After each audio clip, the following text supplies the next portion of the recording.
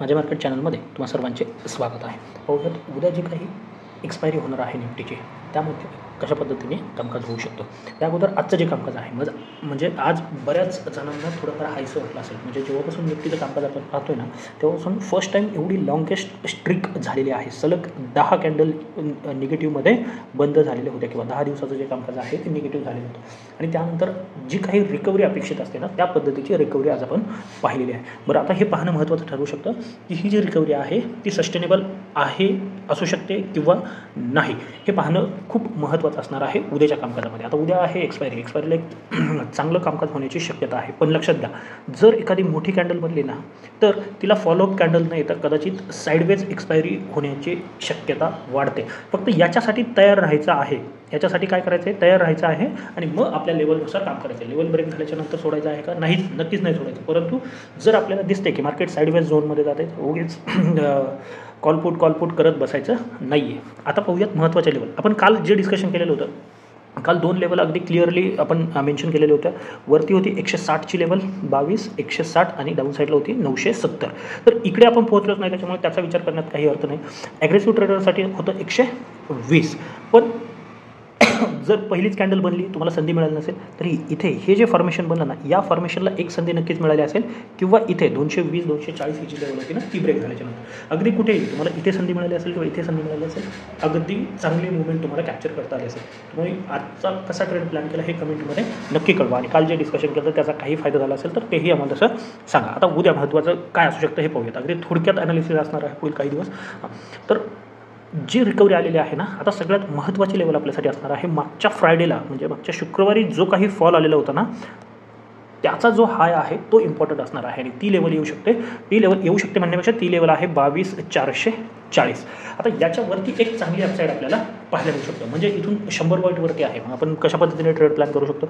जर मार्केट उद्या flat opening होते किंवा थोडंफार गॅप डाऊन ओपनिंग होते, लक्षात घ्या गॅप डाऊन हे खूप महत्त्वाची लेवल असू शकते. म्हणजे जर मार्केट 260 280 लक्षात ठेवा 260 280 या लेवलच्या वरती जोपर्यंत आहे प्रत्येक डीपला तुम्ही बाय करू शकता. म्हणजे 320 असू शकतं, 340 असू शकतं, 360 असू शकतं. आता तर 340च्या जवळ आहे पण गॅप डाऊन ओपनिंग होते तर इथपर्यंत कुठेही अगदी 240 घ्या. 260 म्हणण्यापेक्षा 260 असेल 240 असेल बाईंगचाच विचार करायचा आहे. हा जर मार्केट याच्या खाली निघते म्हणजे या कॅन्डलचं जर 50% मार्केट खाते ना तर ते एक पुन्हा निगेटिव्ह साईन असेल. कारण का मार्केटमध्ये ऑलरेडी सेलिंग प्रेशर आहे, निगेटिव्ह सेंटिमेंट आहे आणि त्याच्यानंतर जर असं होतं एक चांगली स्ट्रॉंग कॅन्डल बनण्याच्या नंतर जर ती कॅन्डल 50% खाल्ली जाते ना तर मग एक निगेटिव्ह साईन असू शकतं. म्हणजेच तुमच्यासाठी जे सेलिंगचं साईन असणार आहे ते 220 जर ब्रेक होते 220 कोणत्याही कंडिशनमध्ये त्याच्या खाली मार्केट जर ट्रेड करायला सुरुवात करते तर डाऊन साईडचा ट्रेड तुम्ही प्लॅन करू शकता. मग त्याचं जे टार्गेट आहे छोटेच ठेवा उद्याच्या पुरतं. 160 असू शकतं, 120 आहे, त्यानंतर 22,080 आहे आणि त्यानंतर 22,000 आहे. या पद्धतीने तुम्ही प्लॅन करू शकता. पण पहिलं ही जी मुवमेंट आहे म्हणजे जवळजवळ 1,200 पॉईंट तुम्हाला सोडून द्यावं लागणार आहे. पण लक्षात घ्या जर 22,200 उद्या पुन्हा ब्रेक झालं ना तुम्ही आता जाऊन चेक करा ओपन इंटरेस्ट काय आहे 22,200ला, तर तिथे तुम्हाला चांगली संधी मिळू शकते. ज्याला आपण शॉर्ट कवरिंग म्हणतो ना त्या पद्धतीने ते शॉर्ट पुट साईडचे कव्हर होताना तुम्हाला पाहायला मिळू शकतात. हे झालं डाऊन साईडचं. कोणत्याही कंडिशनमध्ये याच्या खाली जात नाही तोपर्यंत उद्यासाठी तरी डाऊन साईडचा ट्रेड प्लॅन करू नका. आता महत्त्वाचं काय आहे अपसाईड.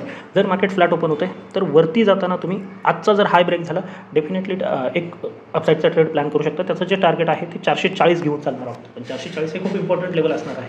कारण का जी मोठी कॅन्डल बनली ना शुक्रवारी ती त्या दिवसाचा तो हाय आहे. तो ब्रेक झाल्याच्या नंतर अपसाईड चांगली आपल्याला पाहायला मिळू शकते आणि ती अपसाईड तुम्हाला कुठे घेऊन जाऊ शकते तर 520पर्यंत.